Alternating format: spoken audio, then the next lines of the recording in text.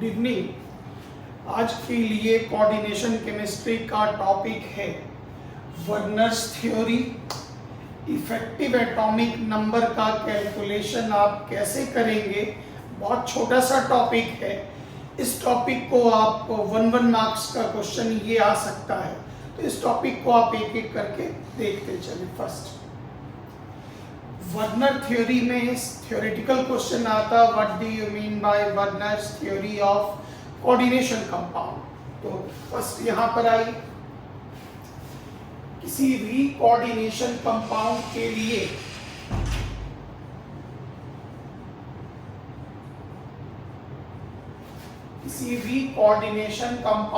लिए complex part में coordination sphere के अंदर सेंट्रल मेटल लिगेंड से जुड़ा होता। इस मेटल और लिगेंड में किस प्रकार की बॉन्डिंग होती है, इसकी व्याख्या, इसका पहला अटेम्प्ट वर्नर के द्वारा दिया गया।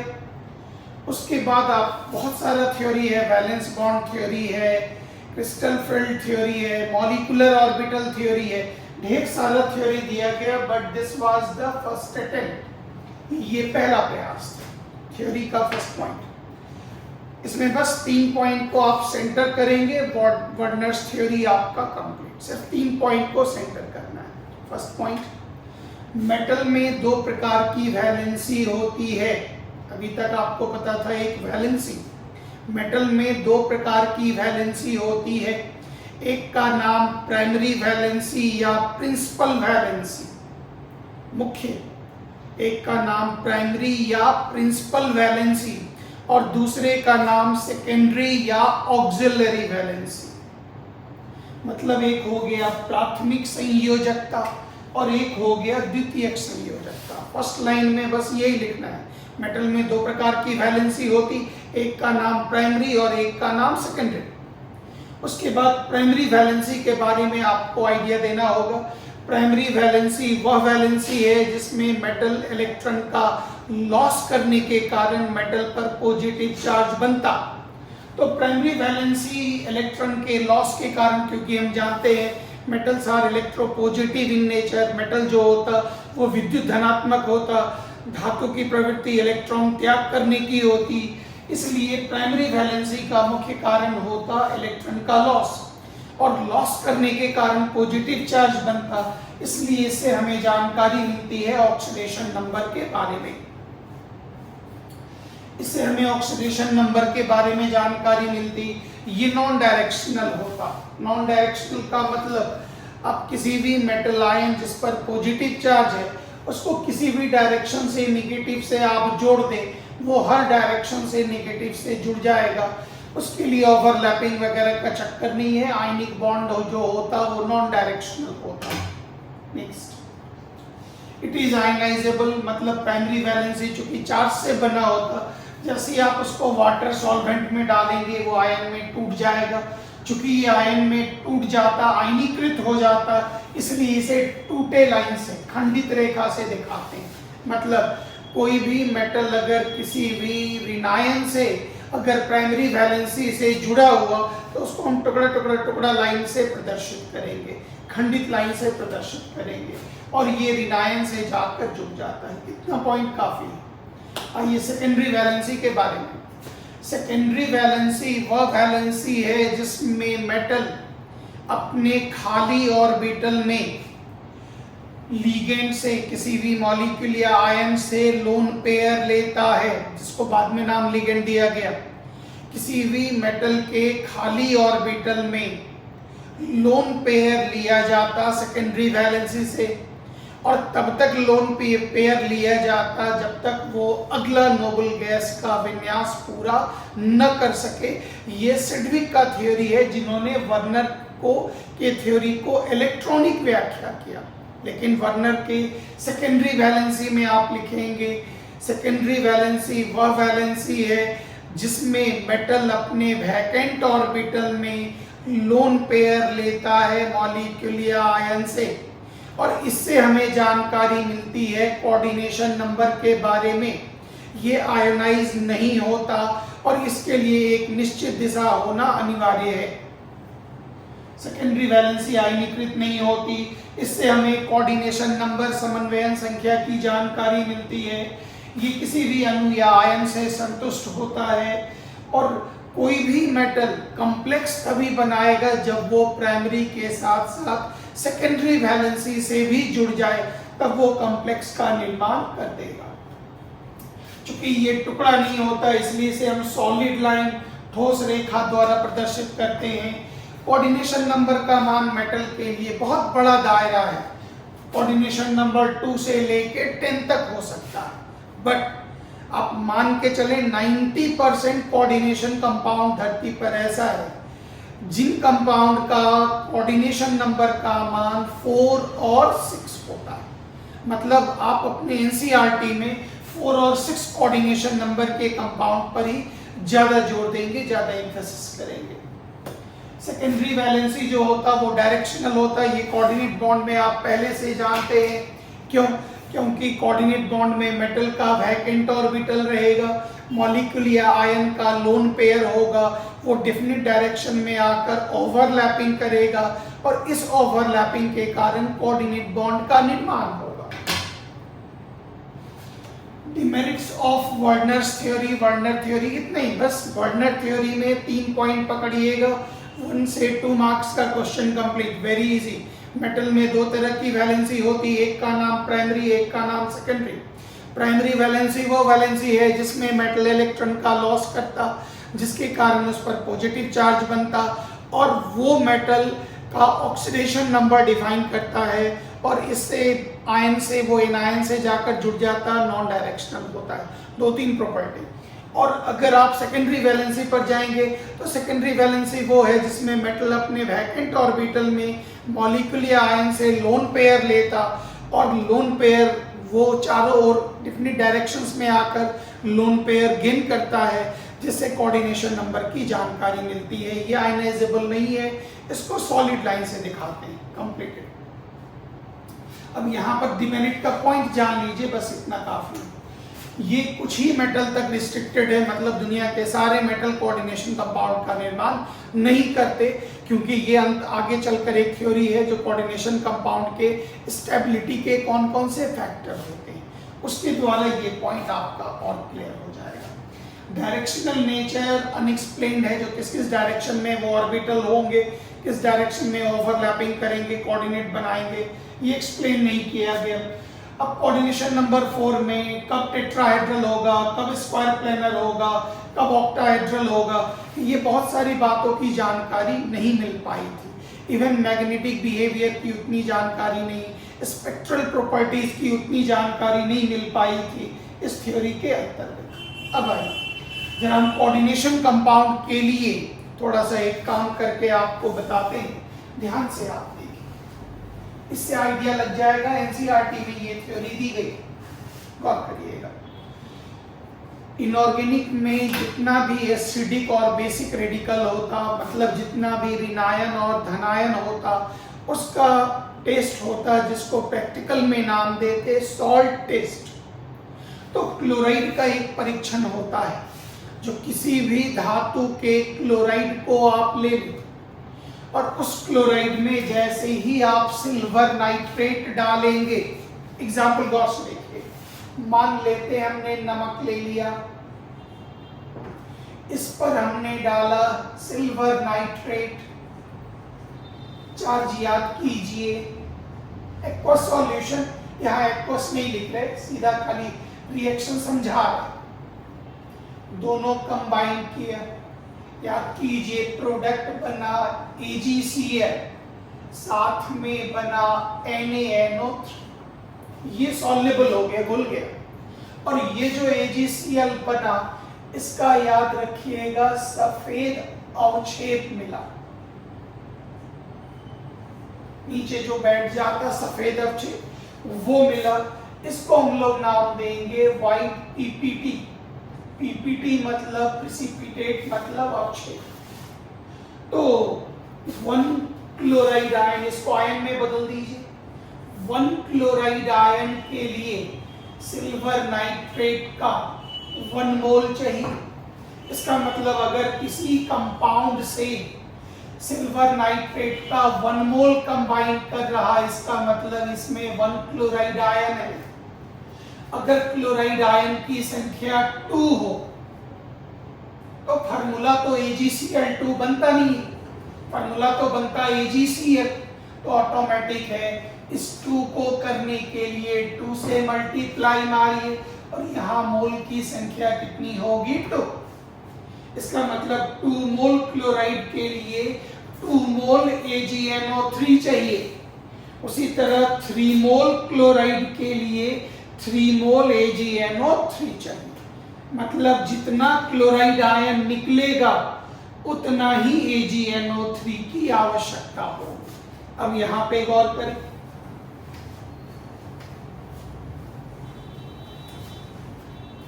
अगर हमारे पास कोई भी कॉम्प्लेक्स कंपाउंड है, याद कीजिए ये सेंट्रल मेटल हो गया, ये लिगेंड हो गया, इसके इस हिस्से में याद होगा आयनिक भाग, आयनिक पार्ट, तो मान लेते हैं आयनिक पार्ट में 1 क्लोराइड है। अगर अंदर क्लोराइड मौजूद भी हो तो वो तो आयन में नहीं टूटेगा, क्योंकि जटिल भाग के अंदर, कॉम्प्लेक्स पार्ट के अंदर जो जाता वो आयन में नहीं टूटता। इसका मतलब ये जो क्लोराइड है, याद कीजिए ये बाहर जाके आयन में, इसकी संख्या 1 है, इसलिए यहाँ पर 1 मोल AgNO3 की आवश्यकता होगी। अब गौर से देखिए, अगर यहाँ पर क्लोराइड की संख्या 2 होती तो यहाँ पर AgNO3 का 2 मोल होता, और अगर यहाँ पर ये संख्या 3 होती तो AgNO3 का 3 मोल की आवश्यकता पड़ती। तो ये एक एक्सपेरिमेंट NCERT में भी दिया गया, उसमें आप काम करें, गौर करें। कोबाल्ट क्लोराइड 6NH3 एक कंपाउंड लिया गया, हेक्सा एमोनिएटेड एक कंपाउंड ये लिया गया। इस कंपाउंड के एक्वस सॉल्यूशन को, जलीय घोल को के ऊपर AgNO3 डाला गया। प्रैक्टिकली ये पाया गया जो AgNO3 के इस कंपाउंड के साथ AgNO3 के 3 मोल की आवश्यकता हुई।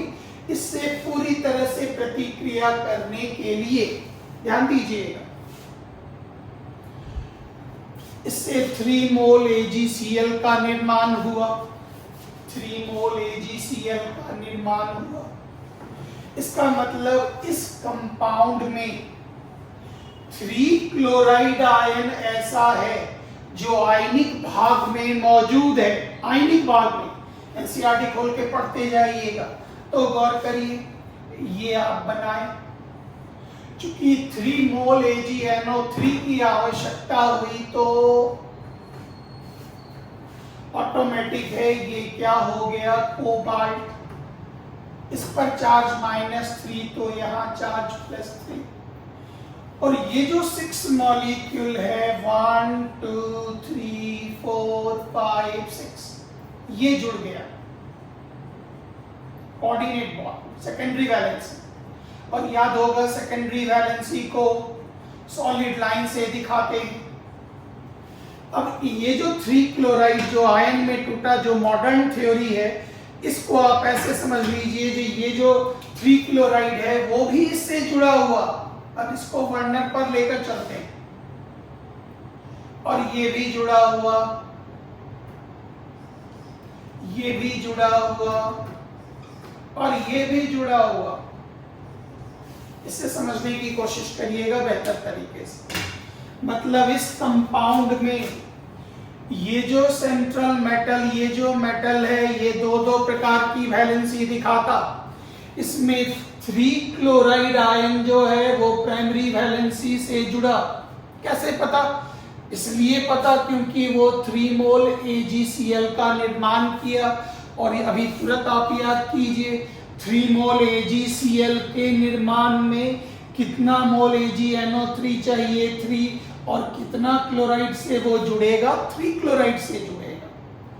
इसलिए ये 3 हो गया प्राइमरी वैलेंसी और ये 1 2 3 4 5 6 ये आपका क्या हो गया, सेकेंडरी वैलेंसी। फिर अगला प्रयोग एक्सपेरिमेंट किया गया, इस कंपाउंड को लिया गया, इस पर AgNO3 डाला गया, एक्सपेरिमेंटली ये पाया गया, ज्यादातर ये जो एक्सपेरिमेंट है ये इलेक्ट्रोकेमिस्ट्री में एक वर्ड है मोलर कंडक्टिविटी, उसके डाटा से ये पता चल जाता है, मोलर कंडक्टिविटी के डाटा से। तो जब आप इलेक्ट्रोकेमिस्ट्री पढ़ेंगे तो हम उसकी मोलर कंडक्टिविटी का चार्ट दिखा देंगे, 400 250 100 वगैरह उसका टेबल दिखा देंगे मोलर कंडक्टिविटी का।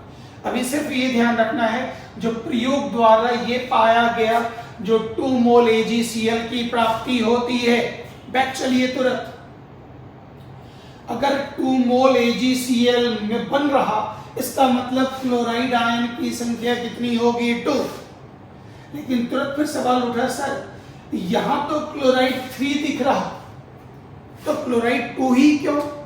तो कहा गया ये कोबाल्ट 3 में से 2 क्लोराइड से प्राइमरी वैलेंसी से जुड़ा, रिमेनिंग जो 5 अमोनिया मॉलिक्यूल है जिसको एमाइन कहते, उससे वो सेकेंडरी वैलेंसी से जुड़ा, और प्राइमरी और सेकेंडरी दोनों पूरा होना अनिवार्य है। तो एक क्लोराइड ऐसा हो गया जो प्राइमरी और सेकेंडरी वैलेंसी दोनों का कंबाइंड फॉर्म दर्शाया, मतलब एक क्लोराइड आयन ऐसा है जो डुअल रोल, दो भूमिका में है, वो प्राइमरी और सेकेंडरी वैलेंसी दोनों से वो दर्शा रहा, इसलिए उसे हम सॉलिड और डॉटेड लाइन दोनों से दिखाते हैं। उसको हम लोग सॉलिड और डॉटेड लाइन दोनों से दिखाते हैं। समझ करके एनसीईआरटी रीडिंग मारिएगा, क्लियर हो जाएगा। नेक्स्ट आई, इस कंपाउंड में एक्सपेरिमेंटली ये पाया गया, वो एक्सपेरिमेंट है मोलर कंडक्टिविटी, इलेक्ट्रोकेमिस्ट्री में दिया गया, AgNO3 डालकर पाया गया जो इसमें 1 मोल AgCl का निर्माण हुआ। और गौर करिए 1 मोल AgCl मतलब 1 क्लोराइड आयन निकला, मतलब सिर्फ 1 क्लोराइड है जो प्राइमरी वैलेंसी से जुड़ा हुआ, this is the red one primary valency, बाकी ये 4 सेकेंडरी सेकेंडरी सेकेंडरी सेकेंडरी। अब बाकी का जो 2 क्लोराइड है इसको डुअल रोल करना पड़ रहा, मतलब ये प्राइमरी और सेकेंडरी दोनों, मतलब ये सेकेंडरी वाले हिस्से में इंक्लूड हो गया, दोनों भूमिका में ये रोल में नजर आ रहा। एक जुड़ा, 2 chloride ion function as dual role, primary और सेकेंडरी दोनों की भूमिका में वो नजर आ रहा। इस पर जब AgNO3 डाला गया कोई व्हाइट प्रिसिपिटेट नहीं मिला, इसका मतलब इसमें कोई भी आयनाइजेबल, आयन में बदलने वाला क्लोराइड इसमें नहीं है, मतलब जो क्लोराइड है वो आपको डुअल रोल में नजर आ रहा। इससे ये पता चल गया जो मेटल में 2 वैलेंसी, प्राइमरी और सेकेंडरी, प्राइमरी से ऑक्सीडेशन नंबर और सेकेंडरी से कोऑर्डिनेशन नंबर की जानकारी मिलती पूरा का पूरा। अब आइए इसमें एक छोटा सा टॉपिक है, सिडविक का effective atomic number, very very small topic. इसमें जैसे एटॉमिक नंबर 1 से 20 तक अगर आप चलें तो पूछ दिया ये ऑक्टेट का पालन किया या ये डुप्लेट का पालन किया, स्टक का पालन किया, लेकिन जब आप 20 के बाद डी ब्लॉक में जाएंगे, ट्रांजिशन मेटल्स में जाएंगे, तो वहां पर ये थ्योरी बहुत काम आए। इसका जवाब था जब मेटल में 2 वैलेंसी होती है, मेटल इलेक्ट्रॉन का लॉस कर दिया, पॉजिटिव चार्ज बना, उसके बाद उस मेटल के खाली ऑर्बिटल में तब तक वो लोन पेयर लेता रहेगा जब तक वो अगला नोबल गैस के इलेक्ट्रॉनिक कॉन्फ़िगरेशन पे न पहुंच जाए। पॉइंट, इसी को हम लोग सिडविक का इफेक्टिव एटॉमिक नंबर का थ्योरी भी बोलते हैं। एक लाइन में स्टेटमेंट आपको याद रखना है, स्टेटमेंट फिर से एक बार सुन लें। कोई भी मेटल अपने प्राइमरी वैलेंसी के द्वारा इलेक्ट्रॉन का लॉस कर एक पॉजिटिव ऑक्सीडेशन स्टेट में आ जाता, नंबर 1 कंप्लीट। अब वो मेटल अपने वैकेंट ऑर्बिटल में किसी मॉलिक्यूल या आयन से उतना लोन पेयर लेगा ताकि वो अगले नोबल गैस के इलेक्ट्रॉनिक कॉन्फ़िगरेशन पर जाकर स्टेबल हो जाए। इसी नंबर को नाम देंगे इफेक्टिव एटॉमिक नंबर, हिंदी में नाम देंगे प्रभावकारी परमाणु संख्या, नाम देंगे EAN। मेटल की primary valency electron loss, secondary valency lone pair ग्रहण करेगा, metal ion accept lone pair करेगा, तब तक करेगा जब तक वो अगला नोबल गैस तक ना पहुंच जाए। लेकिन बहुत जगह पर ये नियम फ्लॉप भी हो गया। इसी का स्टेटमेंट है जो लोन पेयर ग्रहण करने के इस नंबर को ही हम लोग नाम देते effective atomic number EAN। Atomic number minus oxidation number plus 2 into coordination number. 1 minute में आप सीख लेंगे, very small topic.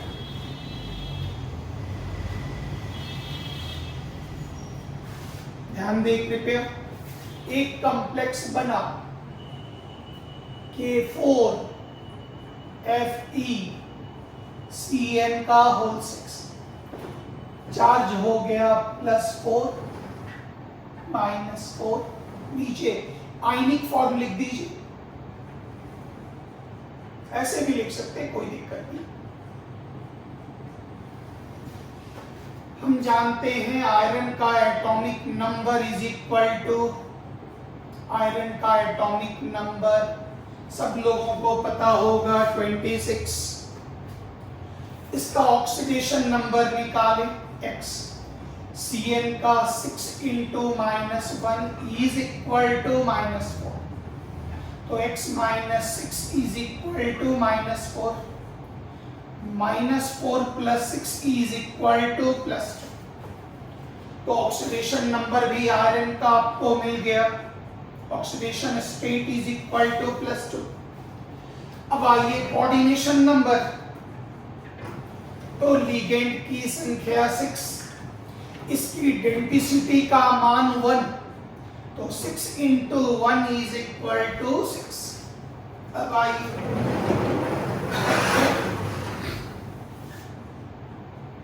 EAN is equal to atomic number minus oxidation number,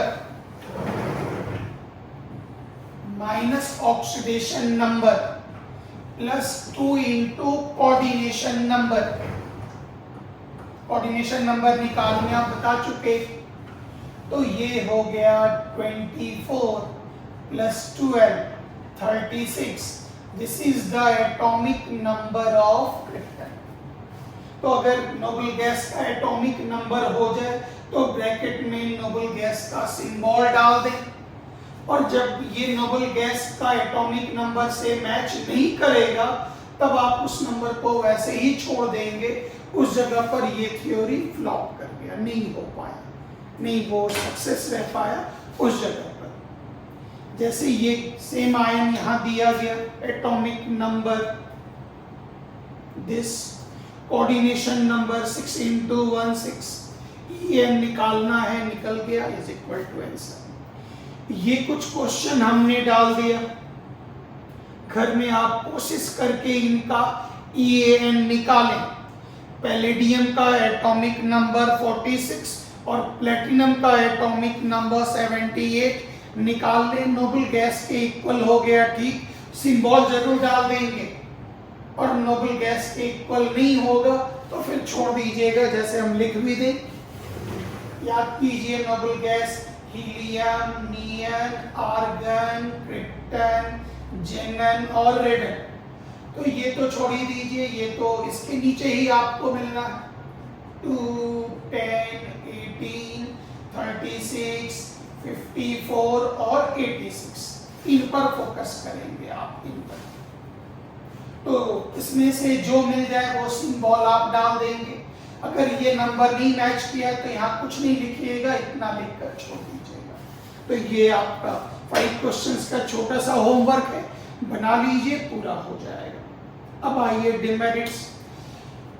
एक मेटल जो इलेक्ट्रोपॉजिटिव है वो इतना लोन पेयर क्यों लेगा, इस बारे में जवाब नहीं दिया जा सका। वर्नर में भी ये डिमेरिट। अब वो मेटल जब लोन पेयर लेता है तो अपने किन ऑर्बिटल का उपयोग करेगा, कौन सा खाली ऑर्बिटल का उपयोग करेगा, कोई आइडिया नहीं दिया गया। मैग्नेटिक बिहेवियर मतलब डाईमैग्नेटिक, पैरामैग्नेटिक, कौन सा नेचर होगा नहीं बताया गया। ये VBT में आप सीखेंगे। कलर है या कलरलेस है नहीं बताया गया। उसकी आकृति क्या है, टेट्राहेड्रल, स्क्वायर प्लेनर, नहीं बताया गया। प्लस मेटल इतना इतना लोन पेयर कैसे लेता, इसकी व्याख्या नहीं की गई। एक टर्म आइए बीच में एक वर्ड छूट गया था, वो हम ऐड कर रहे हैं। अगर कोई लीगेंड ऐसा है, अगर कोई लीगेंड ऐसा है जिसकी डेंसिटी का मान, जिसकी डेंसिटी का मान 2 या 2 से ज्यादा, जिसकी डेंसिटी का मान 2 या 2 से ज्यादा, मान लेते हैं यही लीगेंड आप ले लें, इस तो किनारे को ऑक्सलेटो समझ लें, ग्लाइसिनेटो, इथेन 1,2 डाइएमाइन, कुछ भी समझ लें। और अगर सेंट्रल मेटल के साथ ये जुड़ेगा, अगर सेंट्रल मेटल की इसकी डेंसिटी का मान 2, अगर सेंट्रल मेटल के साथ ये कोऑर्डिनेट बनाता है तो गौर करिए एक रिंग संरचना बन गया।